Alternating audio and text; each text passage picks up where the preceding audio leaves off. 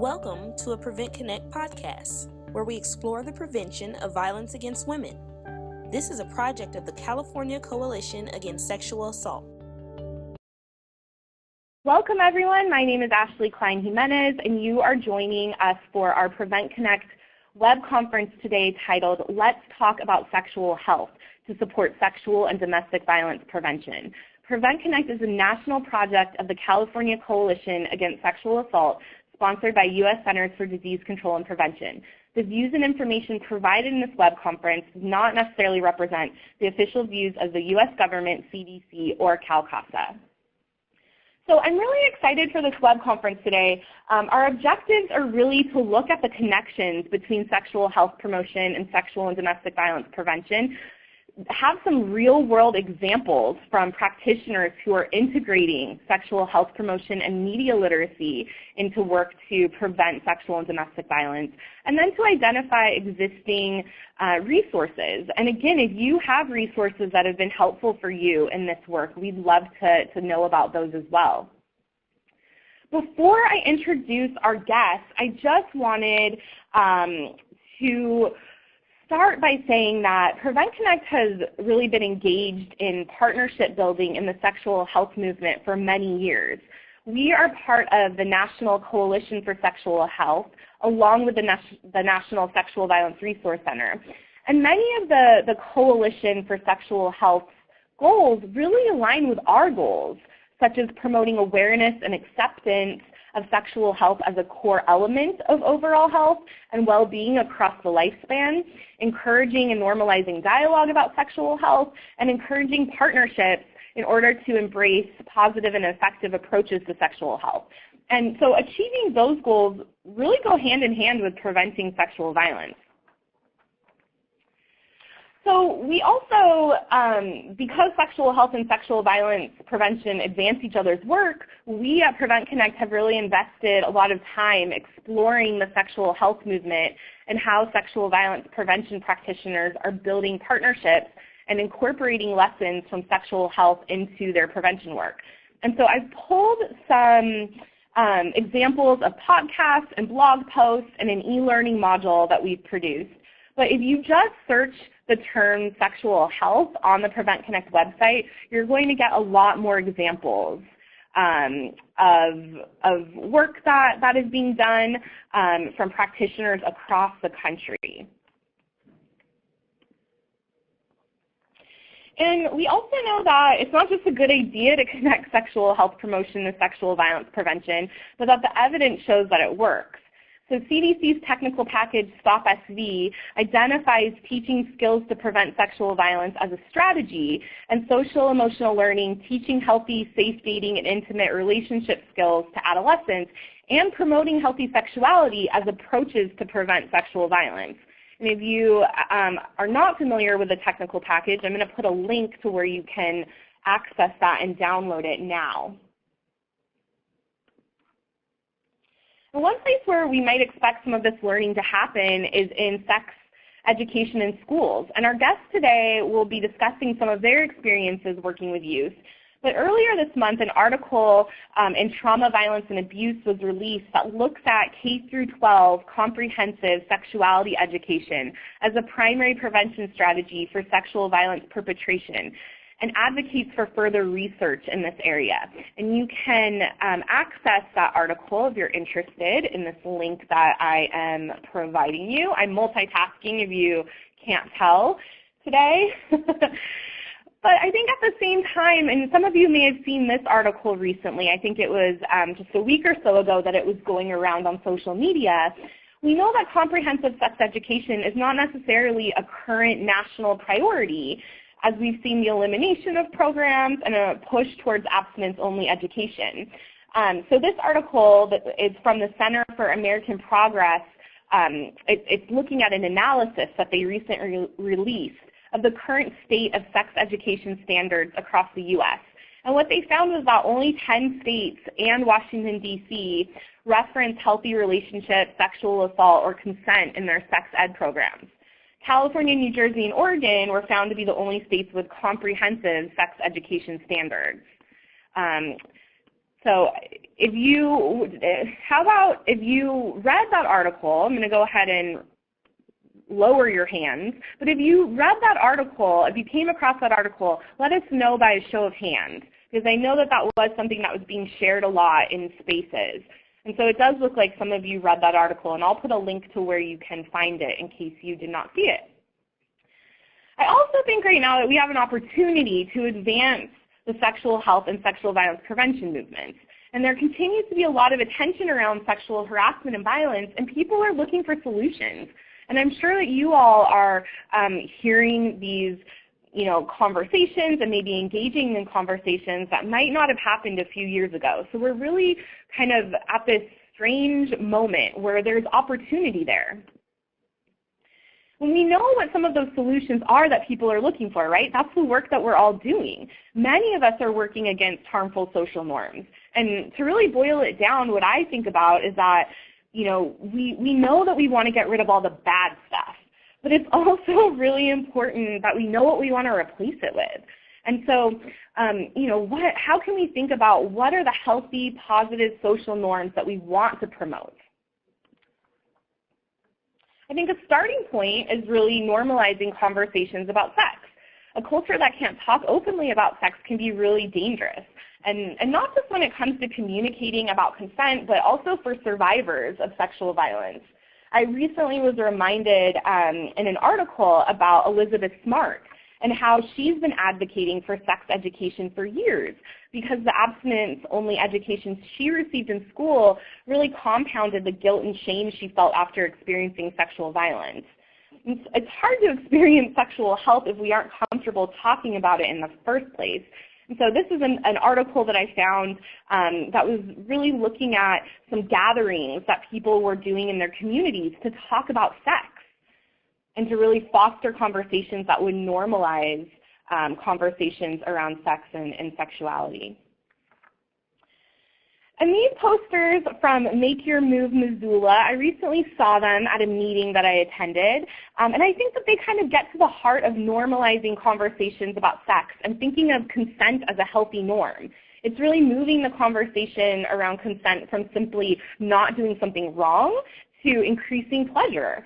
So it becomes about mutual respect and accountability. And I'm going to go ahead and put a link to where you can find Make Your Move's consent campaign online, because I'm sure some of you might be interested in that.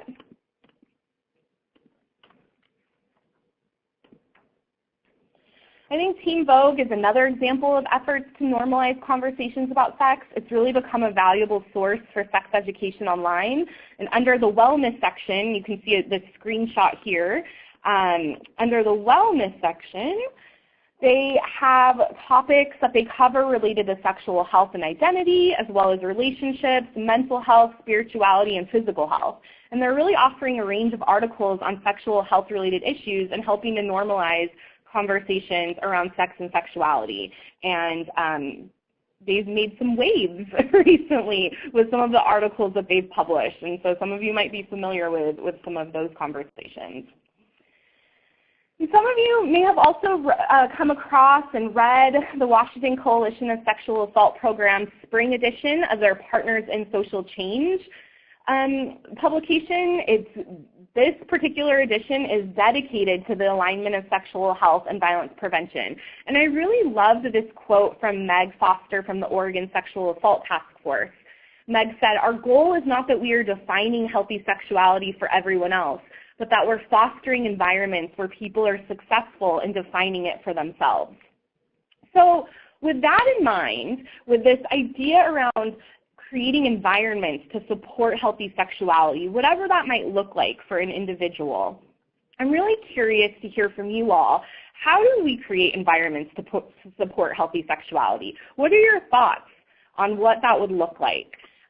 So if you would let us know, and yes, I agree, Megan Foster is the best. If you would let us know in the text chat what your thoughts are around that, I'd really love to hear. And I think that our guests would love to hear what you're thinking about in terms of creating environments. And so while we let you all type your thoughts, I think it's a good time to introduce our first guest. So our first guest is Carrie Kessler, and Carrie is a family planning health educator with Public Health Seattle and King County. Carrie is also the lead author of the middle and high school sexual health education curriculum.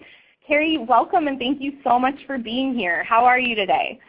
Oh, thanks. I'm good. You can hear me, right? Yes, I can. Excellent.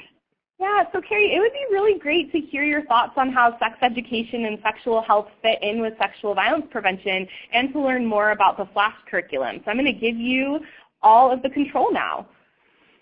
Oh, great. All right. Well, thank you so much, Ashley, and thank you for such a thorough and grounding introduction. I feel really well placed here. So let me see if I know how to do this. Okay. So just to start off and think a little bit about what is the role of sex education and sexual health and sexual violence prevention, I think what you mentioned earlier is really important. Many teens are receiving sex education in school, but it is by no means universal, and it is of significant varying quality and quantity. So this is just a little, let me see, I can use my little thing, boop, to show you that over time, fewer young people are receiving sexual health education in schools than they did in the past. And you can see in the little down here what are the sorts of things that are being covered. So while I think the story is a little bit bleak, it is still true that school is the best place to reach the most young people at one time, and there are still a lot of young people receiving sex ed in schools. So I think that school is a good place. It's one of the best places for us to reach as many young people as we possibly can with sexual violence prevention messages. And I was curious to what you all thought about why we might want to teach about sexual violence prevention in the context of a sexual health unit. What are the pros and maybe the cons of placing that content in that area? And I'll just give you a few minutes. Go ahead. Yeah, so Carrie, I think while we let folks, we're throwing out two questions back to back. I like it.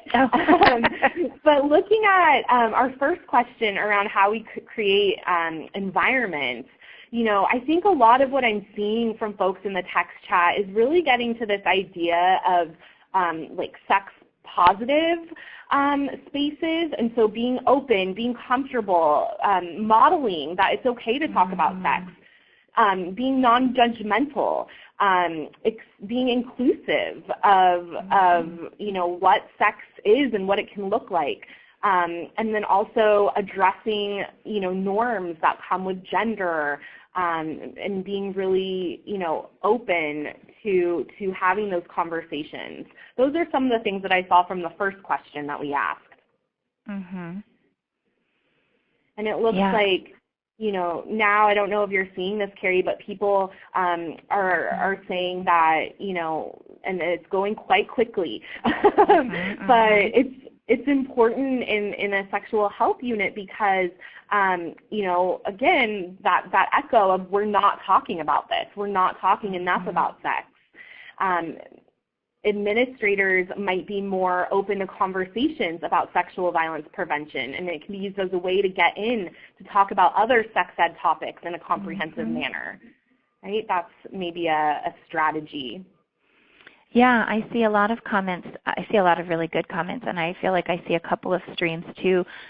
One that I think is important that seems like the topics just kind of go together in terms of when we're thinking and talking about them, so it makes good logical sense. And then I saw, and now I just lost my train of thought, so I'm just going to move on to my next slide. I think what I saw was a lot of the things that I already have here on the slide or that we've already talked about, which doesn't surprise me at all.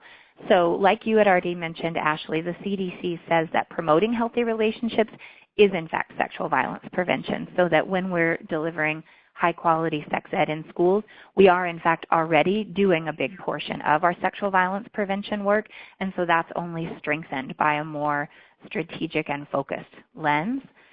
There are many overlapping goals and strategies related to the goals, the sort of traditional goals of sex ed and the goals of sexual violence prevention. You're working on shifting many of the same attitudes and building many of the same skills. And so it's efficient, you know, to do it all at the same time. Sort of looking at things in the other direction, we know that survivors of sexual assault have a heightened risk of unintended pregnancy and STD acquisition. So in that way, preventing sexual violence lowers a person's chances of experiencing an adverse sexual health outcome. So it's not only that sexual health work is sexual violence prevention work, it goes the other direction too. And this was a point I saw a lot on the sidebar here that I think is really important. These topics are not separate topics in people's minds, right? They're all about people's lived sexual experiences. And I think that we do a real disservice to people when we separate those things into different categories. That's a thing that we do as disciplines. It's not a thing that people do. And I think speaking to people where they are promotes learning and is respectful. So I want to talk about the research links between sexual health and sexual violence because there are a lot of them, and I think they're pretty interesting, and I think that you all will think they're interesting as well. So the research about how to impact teen pregnancy and STD rates in a sexual health education curriculum is pretty clear, and I put my sources down at the bottom of this slide in case you'd like to go read more about them. But this Kirby Emerging Answers article is a huge meta-analysis of existing studies related to sexual health education and its outcomes, or related to a lot of things, and the sexual health outcomes. And what that body of research really tells us is that to impact pregnancy and STD rates, we have to promote positive attitudes and beliefs and peer norms about birth control, condoms, abstinence, and the accessing of clinical services, and that we have to build skills for correct condom use and for clinical access and for communication. So in order to get the behavior change that we're looking for, we're looking at shifting attitudes and building skills, and we're looking at them in particularly these arenas. And to date, we have over 40 curricular programs, education programs that have been shown through rigorous evaluation to prevent teen pregnancy and STDs. Although, Ashley, as you mentioned earlier, funding to research and replicate these programs has recently been halted, but you know, we'll see what happens with that. But to date, you know, we do have a body of literature that tells us a lot. The research about how to reduce rates of sexual violence is newer, and it is thinner. A couple things that are very clear. One thing that is super clear is that effective sexual violence prevention programs have to focus on reducing the perpetration of sexual violence and not on actions that can be taken by potential victims. And I think maybe this audience is not one that I have to convince of that point, but I think it's a very important point, and it's the only way that you can actually reduce rates of sexual violence.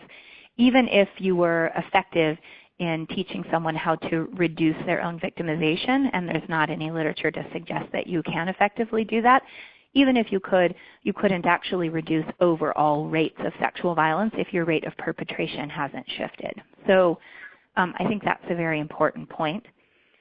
And what the literature tells us is that the main way that we want to do that is to focus on decreasing risk factors for perpetration.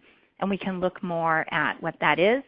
And so this THARP article, which you may already be familiar with, that's referenced here at the bottom of the slide, is very similar to that Kirby article for teen pregnancy prevention. THARP did a meta-analysis of existing studies to look at the risk factors that showed real statistical correlation with sexual violence perpetration. And unfortunately, in terms of proven programs, we don't have 40. What we have are 2 educational programs. I'm glad that we have 2, and I'm really glad that we have the research that we have. I think it's very compelling and useful, and I think it's only just a matter of time until the field has had a chance to put more of it into practice and to find the resources to conduct the kind of evaluations that will let us know what's really working. So I think the article, again, Ashley, the article, you set me up nicely. The article that you mentioned earlier, this Schneider and Hirsch article right here, took a look also at those risk factors that from the SARP article and looked at how they connect up with national sexuality education standards, which was very interesting work and very much parallels the work that we've done in developing our curriculum. And they also grouped those risk factors in a way that I found really useful. And so the risk factors here on this page come from both of those articles. And so one of the biggest groups of risk factors for perpetration of sexual violence are risk factors related to gender, sex, and violence. And so as an example, they are things like adherence to traditional gender norms, hostility towards women, hypermasculinity, and then societal norms or peer norms that support sexual violence or that support really any of these up here, right? And then similarly, there are risk factors identified by SARP and laid out again in this Schneider and Hirsch article that are in fact sexual behaviors and that are the sexual behaviors that we're trying to impact in a sex ed curriculum. So early initiation of sex, multiple sex partners, and sexual risk-taking are risk factors that are related to the perpetration of sexual violence. So you can see a lot of research links, I think, here between sexual health promotion and sexual violence prevention. And so that's kind of the theoretical basis. And I want to look now at what we've done with all of this literature and how we have tried to sort of operationalize it. So as Ashley mentioned, I'm one of the lead authors of the FLASH curriculum, which is a comprehensive sexual health education curriculum published by the Public Health Department of Seattle and King County. And our curriculum is really built on both of these bodies of research. So FLASH lessons are designed to build skills and promote the attitudes, beliefs, and peer norms that are necessary to achieve the goals of the curriculum. And these are the goals of the curriculum, right? To reduce rates of unintended pregnancy, to reduce rates of STDs, including HIV, and to reduce rates of sexual violence. So that's what we're trying to do especially in our middle and high school curriculum for sure. So here's the high school curriculum, and or the table of contents rather for the curriculum. So it's a 15-lesson curriculum, and then there are 4 lessons that are specifically designed to target sexual violence prevention, and then there are sexual violence prevention strategies woven throughout the entire curriculum. So what I want to do is take a look at 3 strategies that we think are really essential to integrating sexual violence prevention into existing sexual health education work and some of how we've done that. So I think one strategy that is really critical, and the research is very clear about it, is that we really have to teach about gender norms. But it's not enough to only teach about gender norms. We also have to teach skills to resist them, right? We have to help young people understand that gender roles are cultural creations, that they're not fact. We know that rigid gender role expectations harm everyone and that they are a major contributor to sexual violence. So for that reason, we dedicate a whole lesson to the undoing of gender stereotypes. And then we work throughout the curriculum to actively disrupt gender stereotypes through the use of role plays and scenarios and all kinds of other strategies. And then we also, I'll just go backwards, we have a foundational sexual orientation and gender identity lesson that comes before the sexual violence prevention lessons. And that is both to create safety for LGBTQ folks in the room, but also to help build awareness really early on about the ways that homophobia and transphobia reinforce traditional gender role adherence. Because it's very difficult to have a conversation about gender norms and resisting them without also talking about the role that homophobia and transphobia play in that. So one of the activities that we do is a gender box, which many of you may have done. So this is just a picture of a couple of graffiti sheets that were filled out during the lesson where people are supposed to talk about, what does it mean to act like a man or act like a lady? What are the sort of expectations that people that are placed on people? So that's one, just a picture of something that happened in one classroom. But then after people fill out these, after young people, brainstorm the answers to these boxes, then we ask them to talk about what are the kinds of, mean names that people are called when they step outside of this box, right? And so, these are some of the examples here. And then we lead them through an activity to also take sort of it's kind of a little thematic analysis to really take a look at these words and say, what are the themes here? And they are always the same themes. The themes are both misogyny and homophobia on both lists every time. And then on the Act Like a Man list, there are always words related to weakness. And on the Act Like a Lady box, there are always demeaning words about women's sexuality. So that is both the understanding of what these norms are and the understanding of what are some of the tools that are used to hold people in place, and so to hold them in that box. And so then the final part of that lesson is to take a look at all of that and take a look at some of the traditional gender role stereotypes and use them to work through some scenarios and think about the way that those expectations might be getting in the way of people's relationships or of their communication. So this is just one example. They work with this scenario here about Bruno, who's feeling sad and hurt because his girlfriend broke up with him. But when his friends ask him how he is, he says he's glad they broke up and that he never cared about her anyway. And so then they have a chance to say, well, what is the expectation that might be influencing Bruno's actions, and what kind of problems could it cause for him, and what advice would you give to him? And so they have a series of scenarios that they work through that look like that.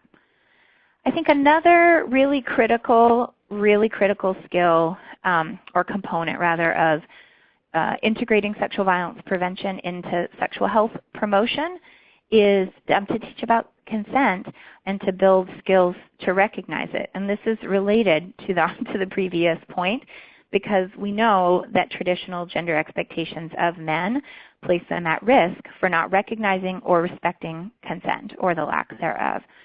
So it's critical that we help write that. So in the flash lesson, we teach what consent is, and then we have students work through application scenarios that focus on verbal consent, as well as body language and other cues that indicate a lack of consent. And this lesson is complemented by a role play in a different lesson that works on building communication skills. So, you can see this little scenario here about Tyra and Monica who walk home after a movie. They get to Monica's house and they stand talking. Tyra gives Monica a hug and Monica gives her a kiss. And then Tyra smiles, asks her if they can do that again. They laugh, they kiss, they go inside, they kiss. Tyra wants to go further but can't really tell what Monica wants. So then students work through that scenario. Was there consent for the kiss? And then how did you know it? What specifically does that person say or do to indicate consent or the lack thereof? And then was there consent to do anything else? And then what should Tyra do? So there's a whole series of scenarios like this that they work through. And then I think a really important note here is that the consent lesson is, or the sexual violence lessons in general are about this. There are several skills embedded within them. And one of them is really the skill of hearing no. That to hear when someone says no, to understand that that is a no, and to understand what to do with that, which is to listen to it and to stop. And one thing that's really important is that these lessons are placed very far away in the curriculum from our abstinence lesson, which is a lesson that focuses on the skill of saying no. It's a refusal skills lesson, so that young people who don't want to have sex feel like they're prepared to communicate that to their partner. But they're very different strategies, and it's really important that teachers understand that abstinence is about saying no and sexual violence prevention is about hearing no, and that these are not at all the same thing, and they can't be delivered at the same time. And that, I think, is actually a really important point. And then finally, we know both from the literature and, from the CDC and everyone else's reliance on the social ecological model that it's not enough to only focus at the individual level. We also really need to look at how to shift community norms. So, and one of the most effective ways to reset social norms is through the use of a social norms approach. And so if you're unfamiliar with that approach, what you do in that approach, there's been lots of health campaigns built on this approach. You collect data from a group of individuals about their own health beliefs or behaviors and about what they think their peers' beliefs or behaviors are. And this is because people overestimate the amount of risk-taking behavior that's occurring among their peers, no matter what the risk is, if it's drinking or using drugs or driving without your seatbelt, anything, whatever it is. All people tend to overestimate the risk-taking behavior that's occurring among their peers, and that our own misestimation of other people's behaviors influences our actions. So when you collect that data and present it back to folks, the new information helps to establish a new norm that is supportive of the healthier behavior. And so we use this approach in Flash. We have the young people in the class answer some questions on a survey about what they believe and also what they think their peers would answer. So they answer some questions like the one that you see on the slide here. I would stop sexual activity when asked to, even if I were already aroused or turned on, for themselves and for their peers. We collect that on I think it's lesson 5, and we show those results back to them in lesson 8 in order to utilize this social norms approach. And so these are the answers from a 10th grade class here in a suburb outside of Seattle that we taught just a few weeks ago. And you can see, just like we helped to show them, this enormous discrepancy between what they believed and what they anticipated that their peers would think. And so then you sort of close by saying, look, you know what, your peers really think what you think. It looks like overwhelmingly all of you really believe that it's important to stop sexual activity when asked to, no matter how you're feeling. And I bet it's really reassuring to you to know that actually you're really on the same page with everyone else. And that's generally the approach of a social norms campaign or the way you use a social norms approach, and that's how we've integrated it into Flash. I think there are lots of ways that you can really think about integrating sexual violence prevention into sexual health promotion, but I do think those 3 components are three strategies that can be employed in a relatively straightforward manner, no matter what kind of curriculum or lessons you're working with, if you're trying to find a way to integrate those things together. And we have had a lot of success with it. So I think I close with a little question for you guys. I'm curious what you think about how you can integrate sexual violence prevention into the existing sex education in your community, if you have existing sex education in your community. Thank you, Carrie. And maybe the question is also how have you done it? Because, yeah, look, Lori says we've been doing it for 8 years. So I'm sure some of you have done this. And so how have you, is there a tip that you could maybe give to someone who's interested in doing this? Carrie, I know that part of your success with integrating the sexual violence prevention pieces into Flash was really through some collaboration with local sexual violence preventionists. So I'm wondering if you have any tips for our audience on how to build those relationships, because I think it's really important to say that you're from a health department, correct? And so you were working with folks from sexual violence agencies. Yeah, and it was very easy for me because I worked at a sexual violence agency before I came to public health. So I had some existing relationships, but I think building those relationships is really important. And what I find is I've been doing this work now across the United States, is that there are some communities where sexual violence and sexual health folks are really at the same tables consistently. But I would say more often that's not true. More often folks are in separate going to separate meetings and in separate spaces. And I think integrating the content is relatively straightforward once people have relationships and conversations that they can have with each other, sometimes even just for the logistics of knowing who's teaching and what are they teaching and what have their experiences been, but also because, folks can inadvertently, people for whom this is not their, either sexual health or sexual violence prevention is not really their wheelhouse, folks make mistakes. And so being able to be in conversation with other people so you can put something together that doesn't inadvertently undermine the other discipline's goals is really important. One way that I've seen that be really effective in other parts of the country is when folks have sort of sexual health focused meetings, sort of a community meeting. When I worked only in sexual violence prevention, I used to end up at these sort of meetings of people who were working on youth violence prevention, for example.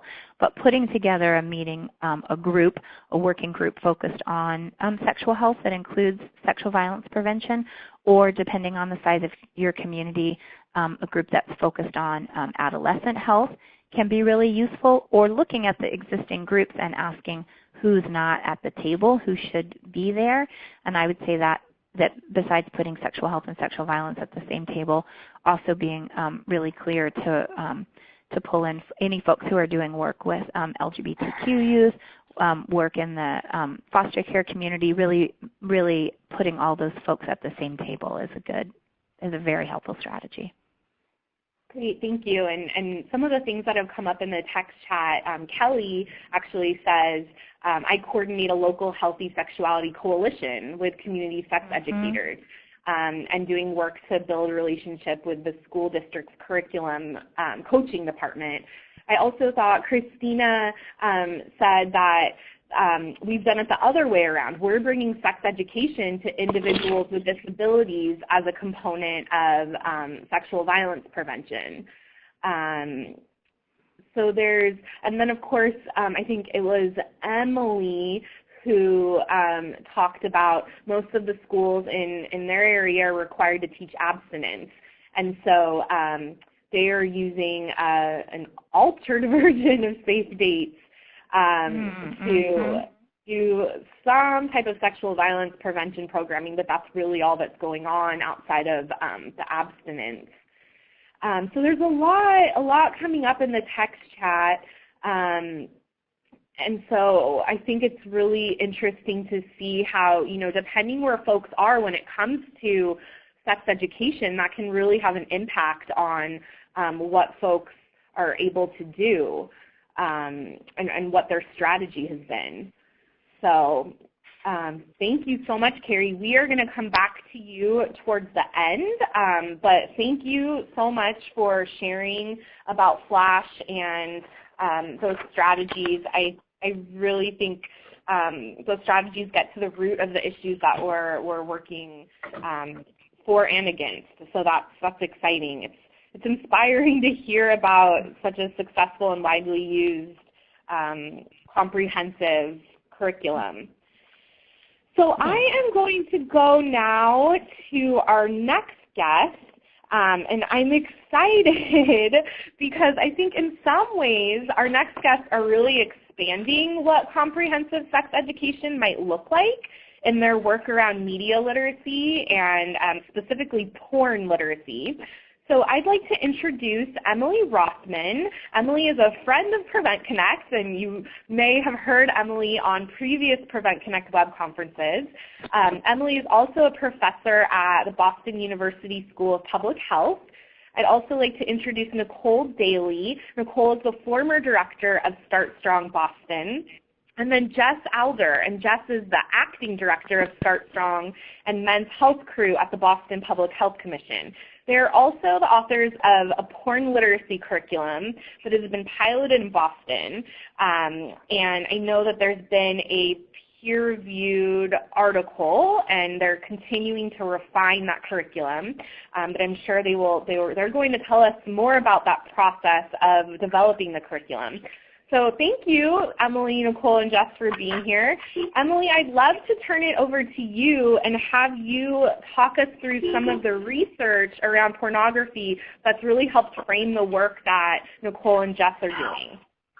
Well, great. Thank you so much. I am very happy to be a friend of Prevent Connect, and I'm excited to talk to you about the sort of research basis for the pornography literacy curriculum that we wound up developing. I'm going to save the story of why and how did that curriculum get developed for Nicole and Jess, my partners who are the practitioners. I'm sort of the research wing, I guess, of our group, and so what I wanted to do is give you just a little bit of a grounding in the research literature that helped us decide what it is that we wanted to teach and why. So I am going to show you some slides that have words on it that are curse words or swear words, not too many of them, but there are one or two. And I also wanted to say that there's one slide that shows some cartoon characters and sexual scenarios, and that's about 4 slides from now. There is no pornography that is shown in this presentation, though, other than that cartoon slide where we tried to block things out. And the reason to do that is not gratuitous, but it's because if you're going to be talking to adolescents about pornography, it really helps to know just a little bit about what are porn websites looking like these days if you haven't been to them recently. So on that note, so what is pornography or sexually explicit material? And there's not just one type, so that can be complicated because people like to put it all together and under one umbrella and then say it's bad or it's good. And there's a really wide variety of sexually explicit media, and so that can complicate some of those discussions. So the first thing to know is that pornography can come, there's illegal forms of pornography, and then there's also legal types of pornography, meaning things that you're not supposed to create, possess, or disseminate when I say illegal. And so those are like child porn, filming people who are actually being raped, animal, all illegal content. In terms of legal stuff, and here I want to say our entire project is grounded solidly in a non-judgmental sort of approach. So we are trying to convey the facts and also are not either anti-porn or pro-porn. So just trying to lay out what is out there.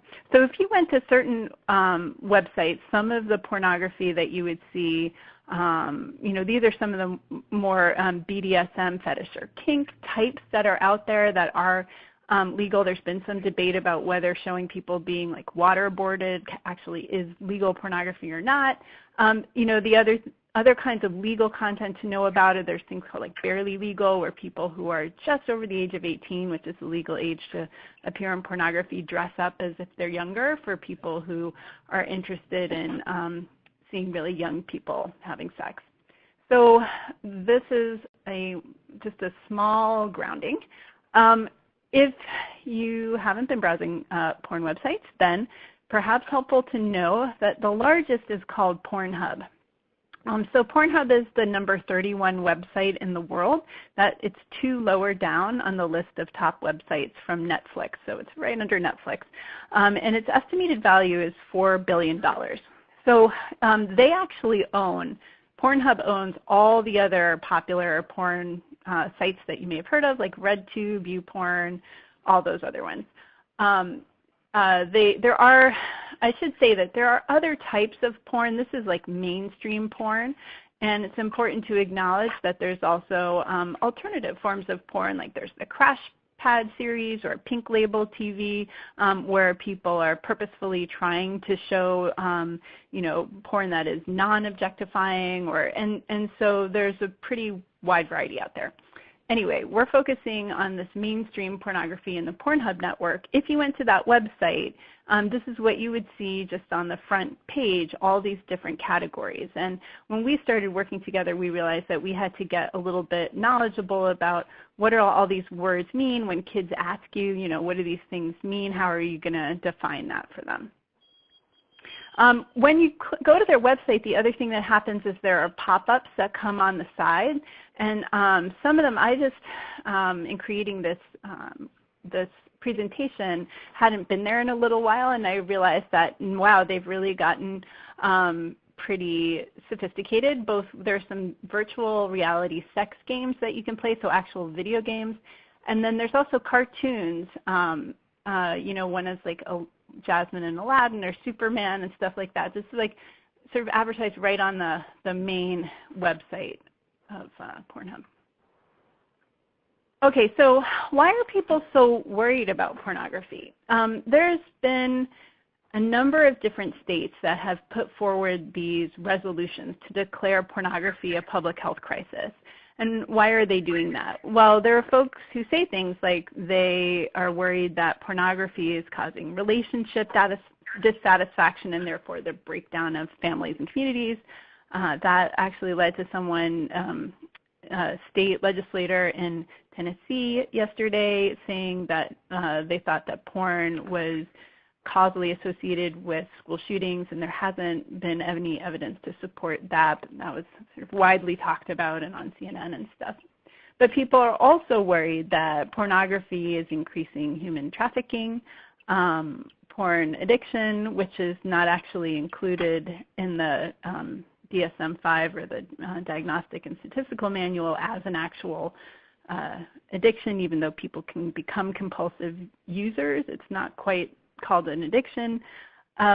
People are worried that pornography treats women as objects and that it normalizes violence. And so all of these are great empirical questions.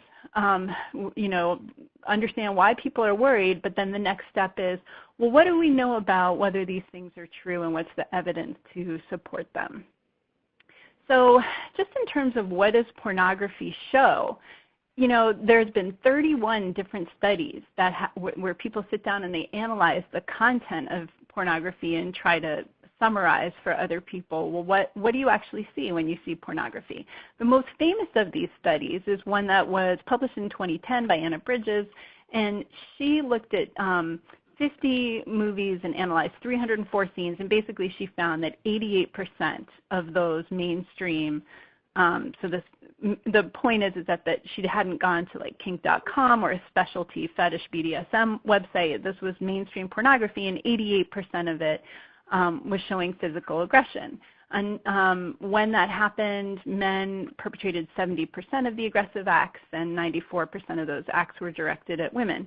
So this study was criticized by some people who were saying, well, hey, what about consensual BDSM? You weren't showing people, you weren't counting whether people actually consented, whether they liked it. And she had, I think, a persuasive argument back, which is like, we're just trying to say what we saw. So if you look with your eyes, you're going to, 88% of the time, you're going to see physical aggression, and that there's some value in just knowing that. So that's an ongoing debate a little bit.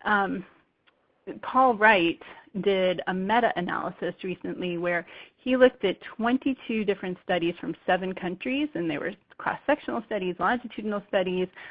He also looked at the other meta-analyses that had been done previously to answer the main question that people are usually interested in, which is, does pornography lead people to go perpetrate sexual violence or to become more aggressive? And in fact, according to his meta-analysis, yes, pornography use was associated with higher rates of self-reported sexual aggression, and that was true in both cross-sectional and longitudinal studies. And it was true when he looked just at the studies on adolescents and just at adults. It didn't seem that one group was more susceptible than the other. There were some studies, of course, so the literature is mixed, and some studies haven't had those findings, but he stood back from the entire set, and this is what he found on the whole. There are reasonable criticisms where people say, well, of course, maybe it's just that people who are interested in sexual aggression are also more likely to use pornography. Some of the longitudinal studies take away from that criticism a little bit, some of them not entirely. Other people also say, well, maybe it's a good thing that people who are interested in sexual violence go to pornography, because then they won't do sexual violence in real life. Maybe they can get it out of their system through pornography. And in this particular meta-analysis, they didn't find support. The patterns and the ways that people were using pornography were not supportive of this idea that catharsis is something that can happen by using looking at pornography.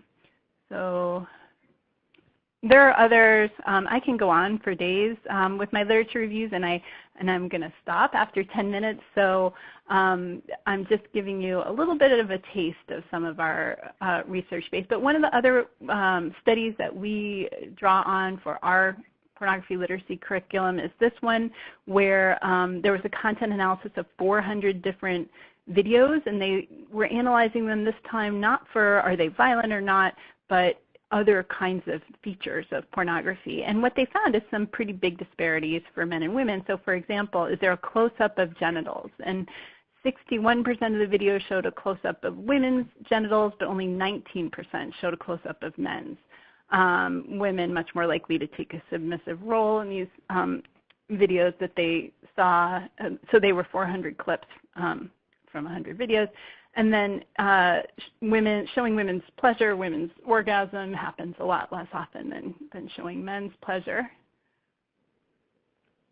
But you know, it's not just pornography, and this is something that I hear a lot from people who are in the pornography industry. They say, you know, what about you know, sexual video games? What about sexual music videos? What about sexual movies? It doesn't have to be sexually explicit.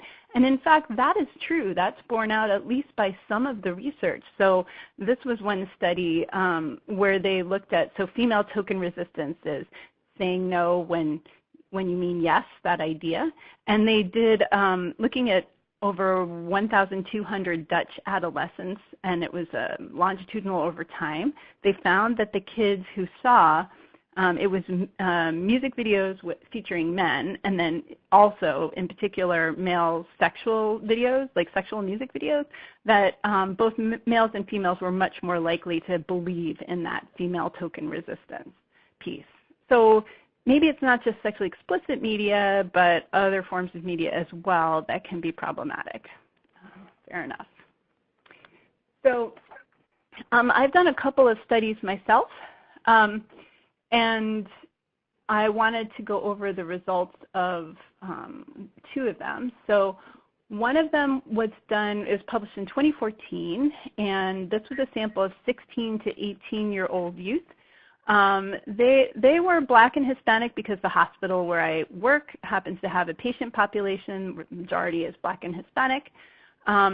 So we did interviews with 23 of them, and we found out a bunch of things about what they were watching, what they thought about what they were watching. And so people can see that article, but I just pulled out one or two quotes here. It seemed there was a theme that people who weren't getting sex education, because in Boston they weren't getting sex education through the schools, were watching pornography and learning from it. And that's something that we heard in the class as well. I'm going to skip this one for the sake of time. We also did a quantitative study. So we followed that up the next year by recruiting a sample of 72 youth. And I should mention here that 20% of them identified as lesbian, gay, or bisexual, and it was a racially diverse sample. And so we asked them what they had seen and some other questions in a bit more quantitative way. So of this sample, over half said that they had tried sex that they had first seen in porn, and 54% said that they watched porn in order to learn about sex, which is natural given that they hadn't had sex ed in school. 51% were asked to watch by their partner, and slightly over half had been asked to reenact something by their partner. We also looked at the sample in terms of who had experienced dating abuse and who hadn't. And we found that there were some slight differences for those who had experienced dating violence, that they were more likely to report some of the things that we were asking them about than other things. But we asked them if they were also happy or unhappy to reenact the things that their partner had seen in porn when they were asked. And for that one, most people were not totally glad to be asked to reenact something that their partner had seen in pornography. In fact, that they were unhappy. But there was no difference between those who had experienced dating abuse and hadn't in terms of whether they were happy or unhappy. So I think, yes, so that's where I'm going to leave it. And I'm going to turn things over now to Nicole and Jess and let them talk about, well, why and how did we develop the curriculum and where did that go? Great. And Emily, just before we pass it over to Jess and Nicole, Brenna had a clarifying question regarding the studies that you were talking about previously, and wanting to clarify that they suggest, do they suggest causation or just correlation when it comes? Mm-hmm. Yeah, so you mean the Paul Wright meta-analysis, that one? Yes. Yeah, so no, it's really hard because, again, you could have self-selection where people who are more likely to be interested in watching porn or watching certain kinds of videos then are also the ones who are more likely to engage in a certain kind of behavior even further down the road. So just because it's longitudinal, it really doesn't entirely take away from this concern that what we're seeing is more correlation and not causation. Great. Thank you so much, Emily. So, Jess, I'm going to go ahead and pass it over to you so we can hear from you and Nicole about the porn literacy work that you all are doing.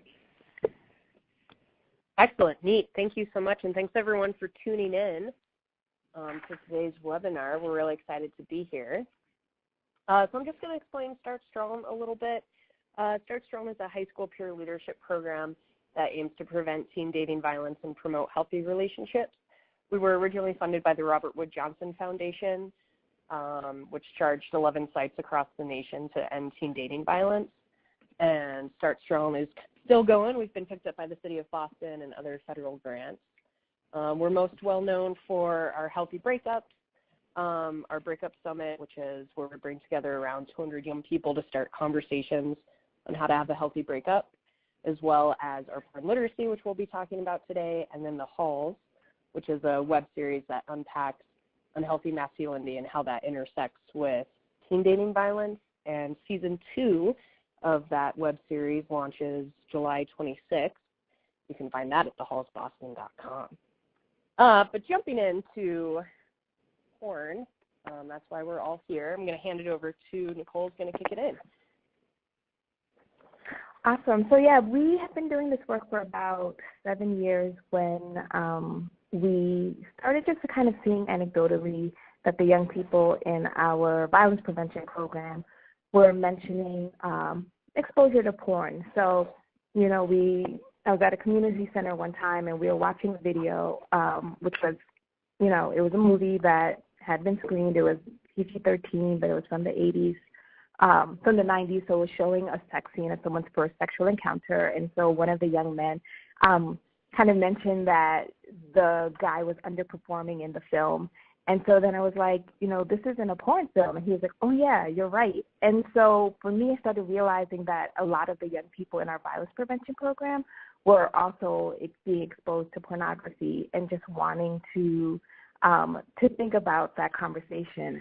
We've been partnering with Emily Lockman for a number of years now, and so she had come in to do a conversation with our young people around the research on teen dating violence, and in mentioning some of the work she had done on porn, our young people started talking with us about, just what was going on for them in, their incidental exposures to porn, because it had become so much more ubiquitous than, when I was younger. And so we started thinking about what are the correlations. Like, this is a conversation that young people are not having with anyone. It's kind of being done on the sides amongst themselves. And so if we're going to think about violence prevention, we have to think about just think about it thoughtfully and intentionally and see where the research is going to lead us. And so after kind of collaborating with Emily, seeing what the research was saying, we were like, how do we put this into practice? How do we operationalize it so that young people, as they're learning and thinking about, their relationships and how to engage in their relationships sexually and just intimately, like how do we help to kind of have a conversation with them to guide them? So that's how we ended up kind of delving into porn.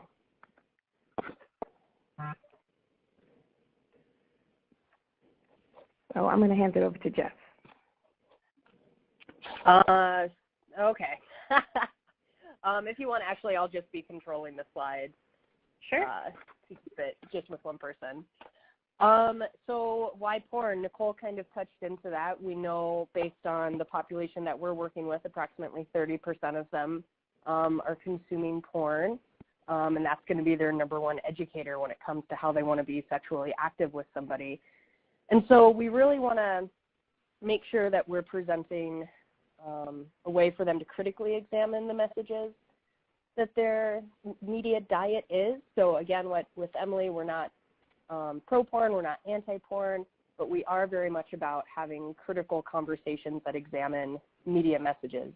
So a lot of our work and the structure and philosophy of our curriculum is to encourage young people to analyze the messages that they're seeing, and we give them tools to have those conversations. And ultimately what we want them to take away is we want them to have healthy consent, healthy relationships, and healthy communication with their partner. We set it so that it's a youth development framework, so a lot of asset building work, letting them know that their voice is important in the process, hearing what they're thinking, hearing what's going on for them. And just again to emphasize, we don't show porn. We don't encourage them to go home and watch porn in order to prepare for the class. We can apply it to other messages in the media, so it could be movies, it could be TV shows that might show some softcore porn. We can talk about the history of porn, and in a little bit we'll go into what we cover so that our young people are receiving a holistic perspective of understanding and navigating those difficult conversations. Since we're in the field of public health, we grounded the curriculum in a behavior change model, and so we grounded it in the theory of planned behavior, and just kind of thinking about it. So Carrie actually had mentioned, if she was referring to her curriculum, that we really are thinking about some of the subjective norms, like what are young people thinking and understanding about what their peers think and feel about the topic and about the use of porn. We also try to talk about and explore their attitudes towards porn usage. And then as we go into it, we explore what that means for their behavioral intentions. So while we do have a very non-biased approach to pornography, we do understand that the literature is there in thinking about some of the correlations in viewing porn, and that the sexual scripts are still being navigated for some of the young people. So we do think about behavior change, and we do think about helping them to be more critical messengers around it. And so, again, this is just the basis for our curriculum. We didn't just, develop one and think about activities, but we really thought about intentionally designing the conversations around behavior change.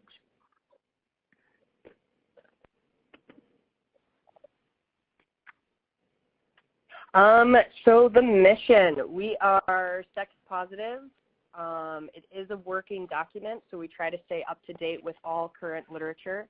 Emily's brilliant when it comes to that, just kind of weighing both pro, anti-porn, making sure that we understand a lot of the different philosophies and approaches, and then just kind of introducing that into the conversation with our young people so that we create a space and environment where they can push back and challenge if necessary, to ask them explore what their values are, what sort of relationship they want to have, how they can communicate that with their partners. Obviously, LGBTQ friendly and inclusive. One of our pilot studies, we worked with Boston Glass, which is a program in Boston that works with the LGBTQ population, and so they were able to inform our content as well. Again, because we're not anti or pro-porn, we're really pushing media literacy and asking our young people to critically examine these conversations. And so for our short-term outcomes, I'm not going to read all of them, but the ones that are really important to us is to think about their understanding and increased knowledge of potential harms of pornography exposure. Again, we're not trying to sensationalize anything, so we do have a very balanced conversation about compulsion and what that looks like, and just being thoughtful about how we discuss it.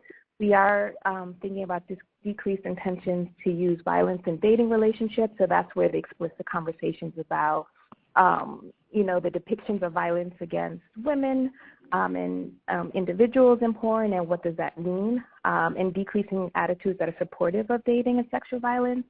And so a lot of that, too, we'll cover when we go through the slides more explicitly in talking about the curriculum, but we do talk about consent. We talk about the lack of consent in pornography and what's depicted and what does that mean for relationships. And so our hope is over time and the long-term outcomes is that there's going to be reduction in adolescent dating violence, victimization, and perpetration, and really having them think about other elements that are related to sexual health, because we see this curriculum as not a standalone curriculum, but something that kind of supplements and supports what's happening in the sexual health field. So also thinking about when we explore what's happening or is not happening in porn, like things like condom usage, that we'll also see like an increased use of condom usage, STI testing, and those kinds of things.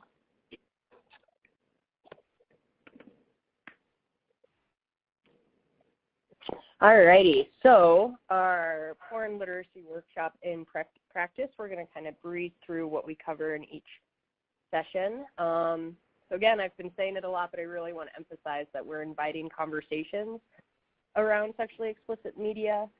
So the first session is going to talk about their perceptions and myths and their basic understanding of at least the vocabulary when it comes to pornography. So they'll learn softcore versus hardcore versus mainstream, for example, kink, BDSM, etc.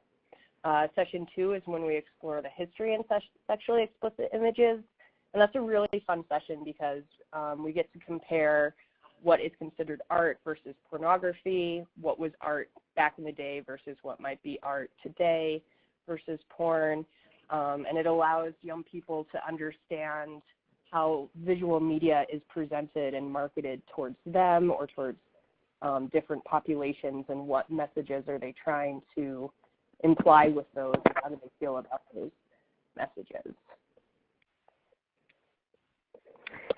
In sessions 3 and 4, we cover the connection between sexual violence and pornography. So we do activities that delve into more of what's going on behind the scenes aspects of the industry, because we find that young people walk in thinking that what they're seeing and what's presented as porn is authentic and real, and so there's not as much understanding of like it's an industry, it's media, and all those implications. So we talk about things about how much actors and actresses get paid, dispelling the myth that all actors and actresses are involved willingly, and so we know that there are sex workers who are involved willingly, so we don't want to discredit those who are choosing this as a pathway, but we know that it's complicated, and so we talk about that. And then for session 4, we delve into the adolescent brain, and we talk a little bit about the endocrine system and how how the brain operates, and so what does that mean to become more compulsive around it. Again, there's no shaming around the usage. However, we share like how the same way our bodies can get addicted to sugar, drugs, and all of those pieces, that, there are ways that it can become compulsive. And so we talk about the nuances of that. We found that in the pilots that we've done, that was actually a question that came up multiple times in each session, a young person asking about what does it mean, how do you know if you become addicted. They felt like they knew someone who had been using a lot, and so they were just concerned about that person. And so this was actually a really interesting session to explore with them and talk with them about.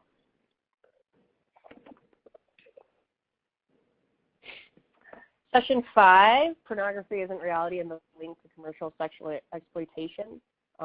We think it's really important that young people understand the screening process for pornography and to know that some people aren't there consensually, and to kind of help them tease out how something like that is started. So we'll discuss the life, we'll discuss the grooming that takes place, we discuss laws around Johns versus pimps versus people that are being exploited, and we link all of that to protective factors in the socio-ecological model to help them understand helpful and harmful behaviors that are going on individually, interpersonally, and systemically. And this can help them reduce victim blaming and encourage them to think more proactively around coping skills, self-care, and awareness that what they see on the screen might not always be consensual, and piecing together what sort of porn options are available. Session 6 is when we really start to dig into the healthy relation aspect of the curriculum. Ultimately, like we said, is we want to encourage healthy relationships, consent, respect, boundaries, and what better way to do that than to discuss healthy intimacy. So we learned in one of our first pilot sessions that when young people thought of intimacy, they imagined a lot of physical contact, touching, kissing, hugging, and they didn't really examine other forms of intimacy. And so we have a lesson dedicated to them exploring different types of intimacy other than being physical with somebody and what they might look for in a partner or in a friend. So an example could be cognitive intimacy, where you're really invested in learning and understanding how somebody thinks and how their brain works. General closeness, where you can feel very comfortable with somebody just sitting in silence with one another. And it really allows them to open up and explore what it is that they're looking for and wanting in a relationship.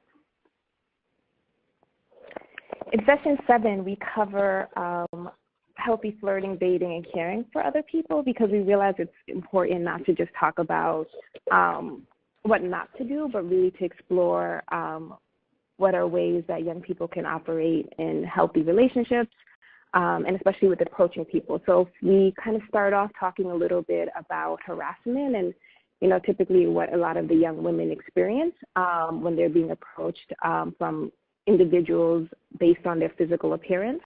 And then we start to explore, like, how do folks want to be connected? How do folks want to be approached? What are ways you can express interest in a person that's not just based on the physicality?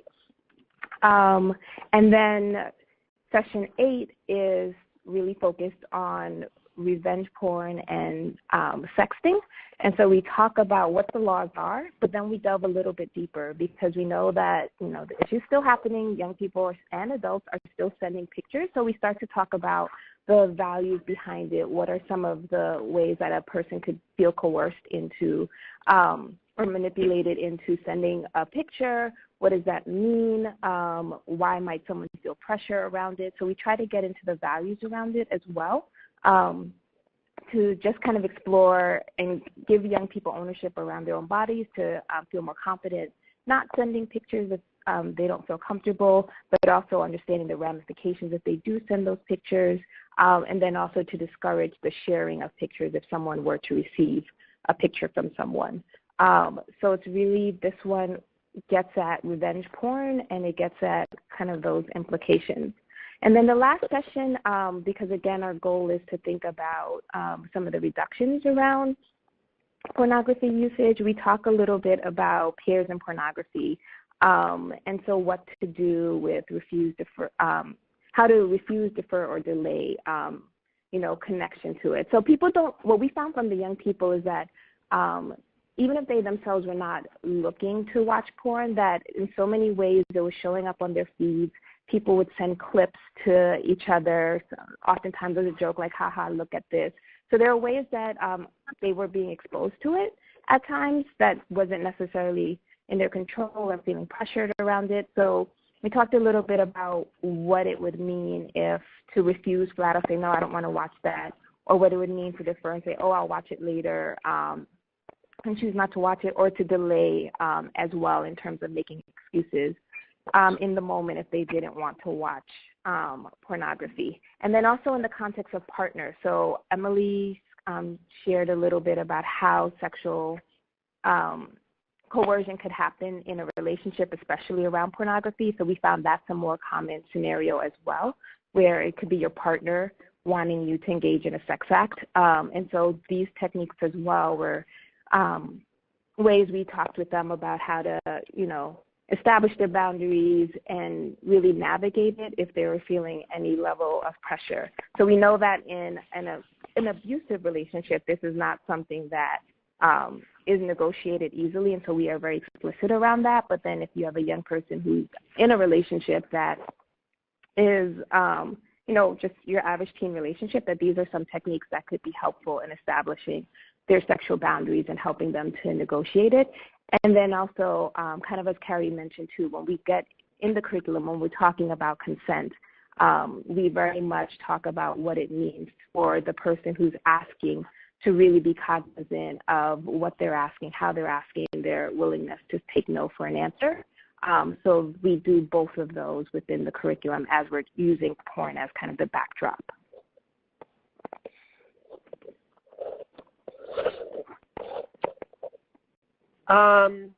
So there are good sides to porn. Again, we are sex positive. Before I jump into that for a second, just to context on where we've done the pilot studies, I see some questions in the chat box. So the first two pilots were with the young people in our Start Strong program.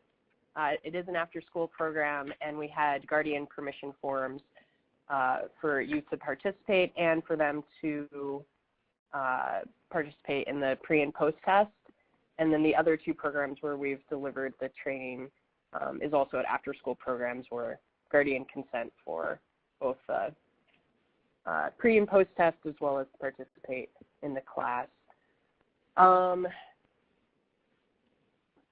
I'm aware of time, but we have conducted pre-test and post-test. And Emily, would you mind jumping in and sharing some of the results from the pre-test, post-test? Oops, sorry.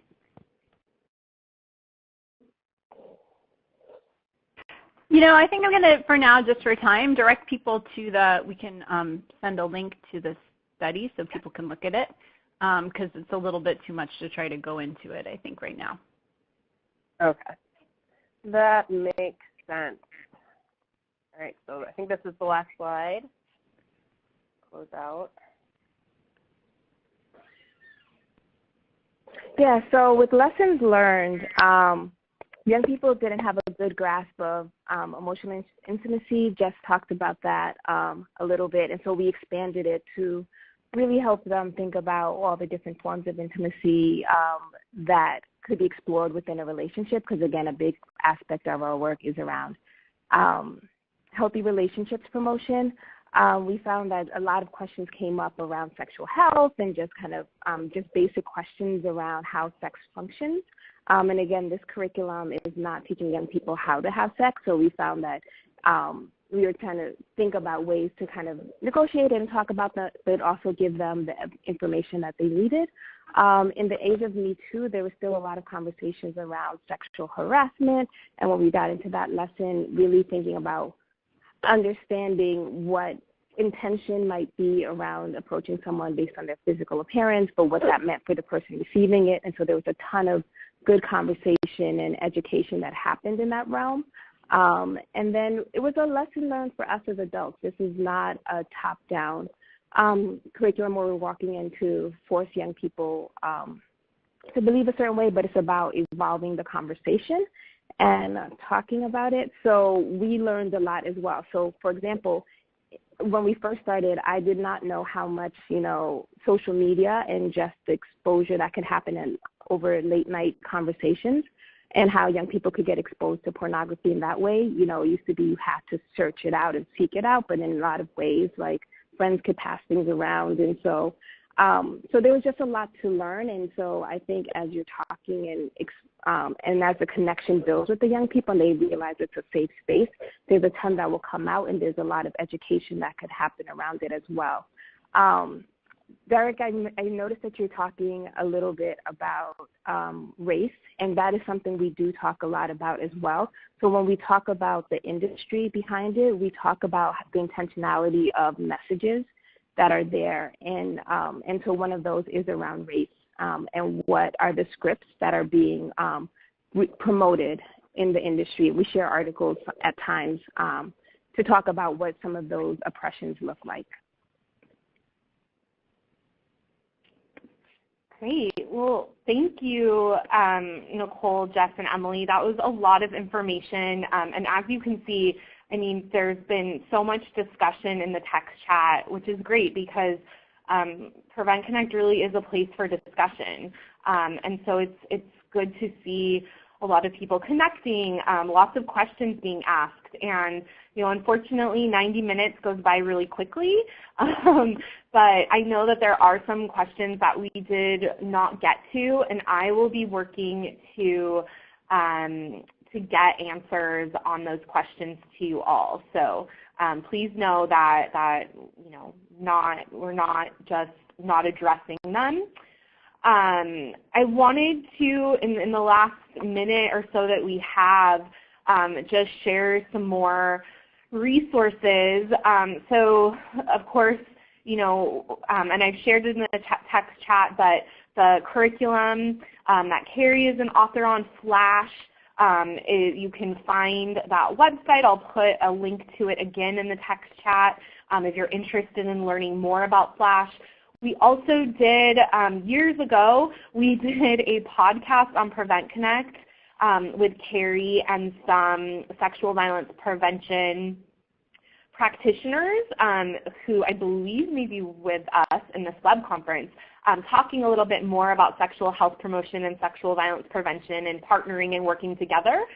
So I will give you a link to that. And then if you want to learn more and hear more from Jess, Nicole, and Emily on the work that they are doing with teenagers, there was a lengthy article in the New York Times a few months ago highlighting that, so that is there for you as well.